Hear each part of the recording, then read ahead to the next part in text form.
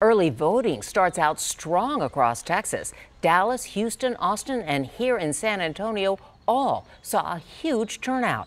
But the unprecedented momentum was met with major delays. Several local polling sites faced technical difficulties, driving away frustrated voters. Eyewitness News reporter Sharon Ko shows us how election officials say they plan to solve these problems. Sharon? Jeff, the Bexar County election administrator says it took staff some time to get comfortable with the process. As for the technical problems, she assures voters the issues are fixed. Get out and vote. Well, people in Bexar County heard that message loud and clear. But voters were left frustrated at polling sites. Printing problems at several locations slowed down the process. Many people who showed up to vote left because they had to get back to work, or if they came here very early in the morning, they had to run off to work. Congressman Joaquin Castro and Senator Jose Menendez held a press conference at Las Palmas Library, one of the voting sites with problems. They say the system is also outdated.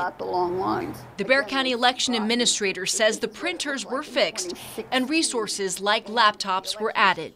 But at no time did it not qualify the correct voter. As for a new system, she says they will try to get an upgrade after this election. Despite the technical issues, the early voting turnout was enormous, more than 35,000, which nearly tied the 2016 presidential election numbers. This is semi-unexpected, but boy, does it feel good to have this many people voting. Different groups in San Antonio are coming out to encourage voters to let their voice be heard. Democracy is under attack right now.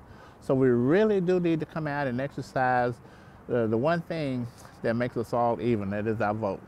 Obviously the midterms are important and we want to do our part here in Bexar County, but our message tonight is look beyond 2018, shoot for 2020. The election administrator says there was some confusion today. Voters called in because a voting site wasn't open. She says that's because it was an election day voting site. Sharon Ko, KENS 5 Eyewitness News.